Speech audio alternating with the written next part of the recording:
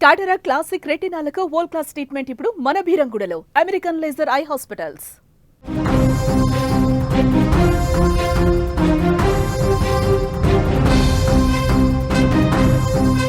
నల్గొండ జిల్లాలో ఇంటర్ విద్యార్థిని అత్యాచారం మృతి కేసు ఇప్పుడు రాష్ట్ర వ్యాప్తంగా సంచలనం సృష్టించింది. ఈ ఘటనకు సంబంధించి పోలీసులు తాజాగా కొన్ని కీలక విషయాలు వెల్లడించారు. నిందితులు పక్కా పథకం ప్రకారమే బాలికను ట్రాప్ చేశారని కూడా కేసు వివరాలతో బయటపడింది. నల్గొండ మండలం గుట్టకింద అన్నారం గ్రామానికి చెందినటువంటి ప్రధాన నిందితుడు ట్రాక్టర్ డ్రైవర్ గడ్డం కృష్ణ, అతనికి సహకరించినటువంటి ఆటో డ్రైవర్ బచ్చలకూరి మధును పోలీసులు అరెస్టు చేశారు. నల్గొండ మండలంలోని ఓ గ్రామానికి చెందినటువంటి ఇంటర్ విద్యార్థిని నిత్యం ఆటోలో కళాశాలకు వచ్చి వెళ్ళేది. ప్రధాన నిందితుడు ట్రాక్టర్ డ్రైవర్ అయినటువంటి గడ్డం కృష్ణ 3 నెలల క్రితం బాలిక గ్రామంలో పనిచేశాడు.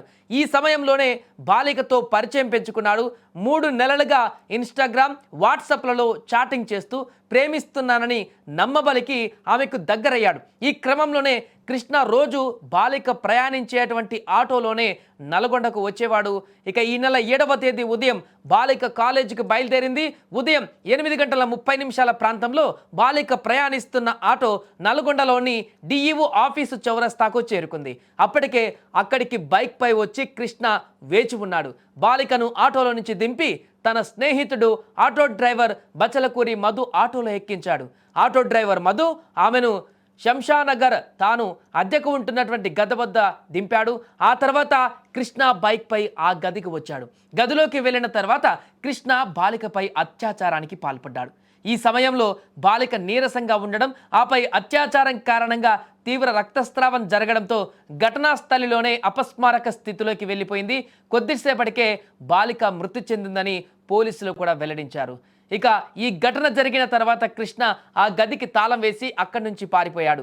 బాలిక మృతి చెందిన విషయాన్ని అతడు తనకు తెలిసిన వ్యక్తికి చెప్పడంతో ఈ విషయం బాలిక తల్లిదండ్రులకు, ఆ వెంటనే పోలీసులకు కూడా తెలిసింది. పోలీసులు వెంటనే ఘటనా స్థలానికి చేరుకొని విద్యార్థిని మృతదేహాన్ని పోస్టుమార్టం నిమిత్తం ఆసుపత్రికి తరలించారు. అదే రోజు సాయంత్రం గడ్డం కృష్ణ పోలీసులకు లొంగిపోయాడు. అతనికి సహకరించిన మధును కూడా పోలీసులు అరెస్టు చేశారు. మైనర్పై అత్యాచారం చేసినందుకు రక్తస్రావంతో బాలిక మృతికి సంబంధించి ప్రధాన నిందితుడు గడ్డం కృష్ణ పైన బిఎన్ఎస్ సెక్షన్ 65/1, 105 కింద, అలాగే పోక్సో చట్టంలోని సెక్షన్లు 5, 6 కింద కేసులు నమోదు చేశారు.